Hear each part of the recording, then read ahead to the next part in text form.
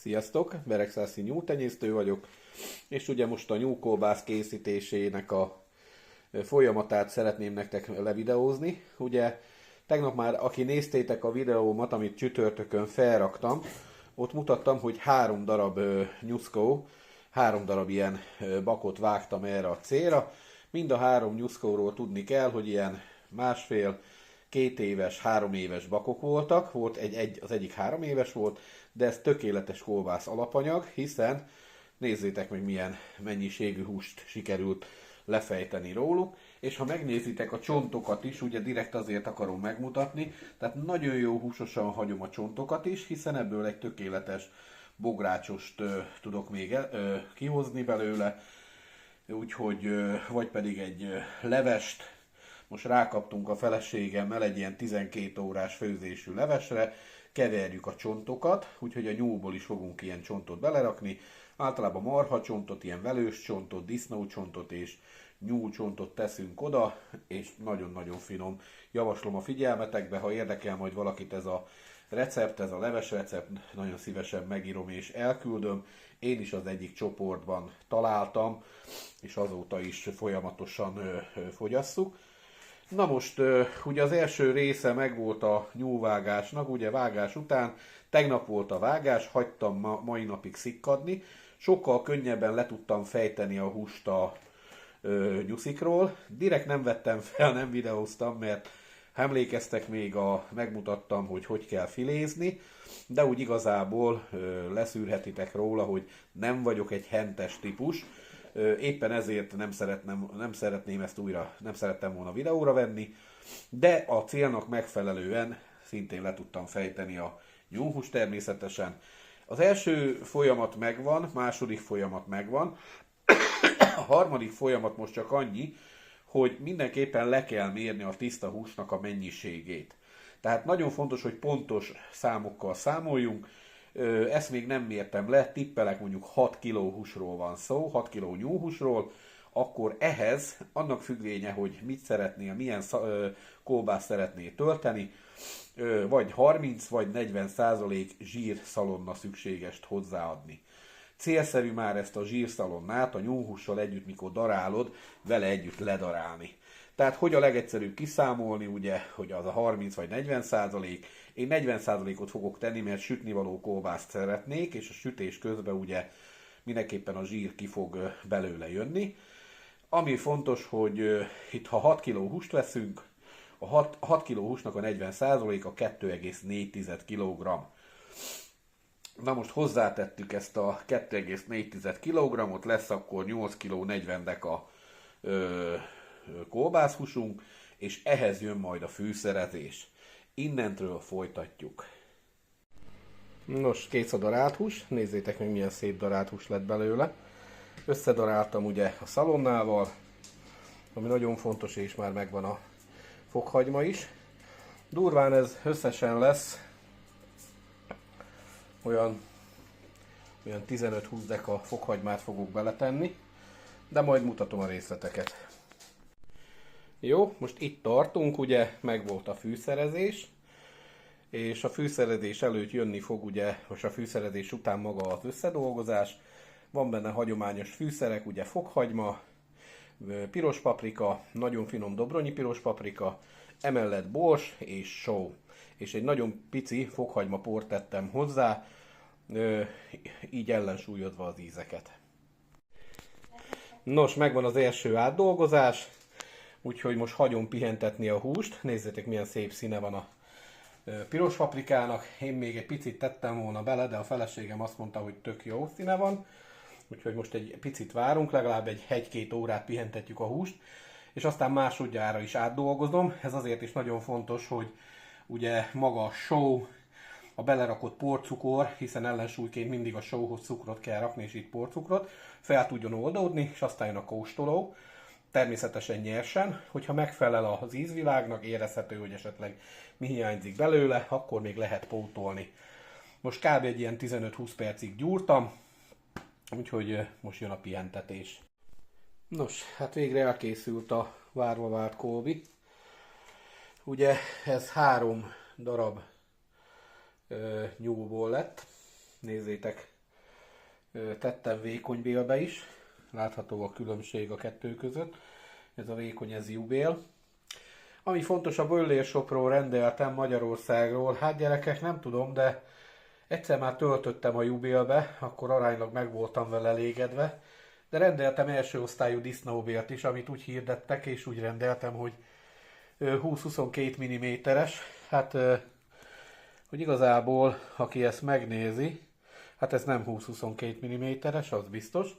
És arról nem beszélve, hogy olyan silány minőségű, hogy nézzétek, ilyen dirib darabokba töltöttük, mert folyamatosan elszakadt, szétpukkan, szétjött, tele volt lyukakkal, és a legnagyobb dudut kellett majdnem használnunk, és még azon is rákottyant, amit majdnem duplárat kellett érte fizetni, mint amit veszek mondjuk a más helyen, a jóval olcsóbban, féláron, és nagyon szar minőség. Azt tudom, ha az olcsót megveszem, vagy bejön, vagy nem, de hogy a minőséget megfizetem, és mégis ilyen silány minőséget kapok, hát ez számomra nagyon felháborító.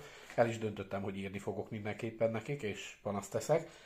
Persze úgyse fogok vele semmit elérni, de legalább ennyit megteszek, meg nektek elmondom, hogy figyeljetek oda. Mert direkt azért rendeltem onnan, mert eddig csak jó tapasztalatokat olvastam róluk, hát befürödtem. Szerintem nagyon guszta lett, most ugye egy kicsit kerül ma este a szállításra, és aztán pedig rakok el belőle talán egy keveset naturba, a többi pedig megy holnap reggel a szalonnával együtt, mert van egy kis szalonna is, császárszalonna besózva, bepácolva, és megy a füstre. Nos, a kolbász felkerült a füstre, reggel óta füstölöm. Ugye pénteken volt betöltve, ma szombat reggel van. Mutatom nektek. Itt valószínű most egy kis füst fog kijönni. És kezd is a tűz kicsit lángra kapni, pont jókor jöttem. Úgyhogy hátulva van a kolbász, háttérbe, mert ide raktam még fel szalonnát. Ott pedig a jó kis nyúlkolbász, csak ezt gyorsan meg kell oldani egy kis vízzel. És aztán jöhet a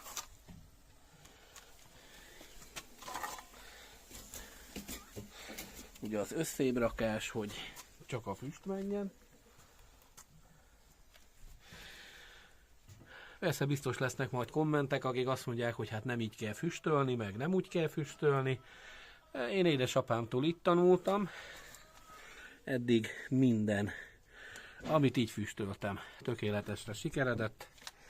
Úgyhogy maradok annyiba, hogy nálunk ilyen a füstölés Kárpátalján Beregszázba, azon belül pedig ugye a beregszászi nyúltenyésztőnél. Még a tyúkokat szeretném nektek megmutatni, mert elég csodálatosan teljesítenek. Van összesen 28 tyúk és 6 kakas. És ez a 28 tyúk, ez napi szinten 22-24 tojást tud produkálni. És a tojások átlagosan ilyen 60-70 grammosok. Úgyhogy nagyon meg vagyok velük elégedve, pont abban az időszakban tojnak, amikor másoknak a tyúkjai nem. És ezáltal ugye nagyon szép tojás mennyiségek jönnek össze, heti szinten simán a 150 darabot megtolják, és pedig nem tápolom őket, kapnak persze egy kis tojótápot is, de nézzétek, mi van összekeverve: tengeri, buza, tritikálé. Szoktam néha még fekete magot is tenni hozzá, de most eléggé felment az ára, és egy kis tojástáp, tojótáp,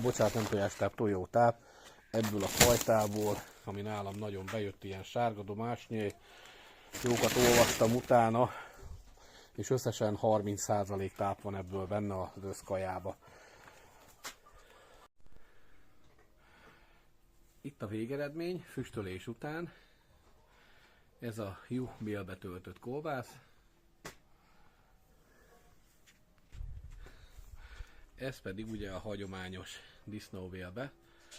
Hát sajnos továbbra is panaszkodok erre a bélre, nem a legtökéletesebb, sőt, hiába bőllésabból rendeltem.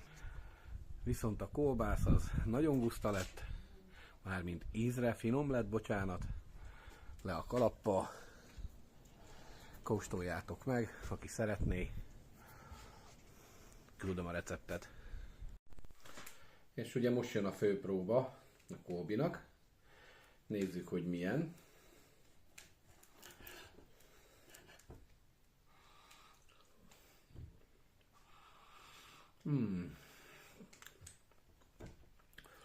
Szerintem nagyon finom. Mindenképpen érdemes megkóstolnotok. Készítsétek el a receptet, részletesen megtaláljátok.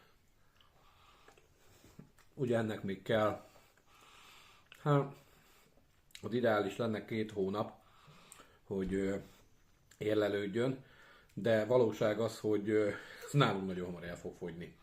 És nézzük meg a vékony kolbászt. Hát ezt nem fogom szeletekre szelni.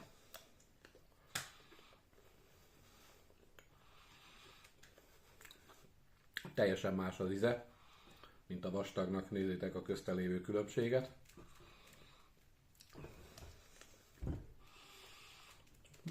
Nagyon finom. Csak így magával is. Jó étvágyat kívánok hozzá, hogyha megcsináltátok. Természetesen a fűszerezést mindenki a saját ízlése szerint. Ugyanis kóstold meg, ha nincsen elképzelésed, kóstold meg az én receptemet, és az alapján tudod mindig változtatni, hogy esetleg több borsot teszel bele, vagy több piros paprikát. Én nem szeretem őszintén, hogyha a piros paprika dominál a kolbászba. Számomra sokszor a piros paprika ad egy ilyen erőteljes, kesernés ízt, amit én mindenképpen ki szeretnék kerülni. Egyszer valahonnan nagyon erős dobronyi paprikát kaptunk, nem tudom mi volt benne, tehát az erősségét úgy értem, hogy nem csípős volt, hanem annyira dominált a paprika íz, hogy rettentően. És egy az egybe, mikor elkészítettem a kolbászt belőle, pedig ugyanúgy a hagyományos mennyiséget raktam, tehát én 10 kilóhoz általában 15 dekát szoktam tenni, 10 kiló kolbászhúshoz, és egy az egybe csak a paprikát éreztem rajta. Én körülbelül akkor majdnem egy éven keresztül szinte nem is tudtak rászedni, hogy én házi kolbászt egyek, mert az az ízvilág benne maradt a gyomromba, és nem kellett.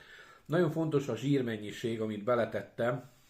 Lehet ez természetesen kevesebbre is, lehet csak 30%-ot is tenni, vagy 20%-ot is a zsírmennyiségből, most tettem 30%-ot, viszont ami fontos, hogy akkor szárazabb lesz a kolbász, és mint tudjuk, a jó ízek akkor jönnek elő, hogyha nem száraz a kolbász, hanem hogyha zsíros a kolbász. És ahogy szikkad a kolbász összefele, egyre hogy elveszíti ezt a nedvesség tartalmát, ez a zsírtartalom se fog rajta érződni, ez a 30%-os zsírtartalom, hanem pont egy hónap múlva ez ideálisan finom lesz. Csak annyi a lényeg, hogy száraz helyen legyen, egy picit járja a levegő, nagyon kicsit, az se jó a túlzásba, mert akkor nagyon-nagyon hamar csontál szárad, és ideális lesz. De ezt most rögtön, ha sütöd is, minőségi kolbászt kapsz belőle.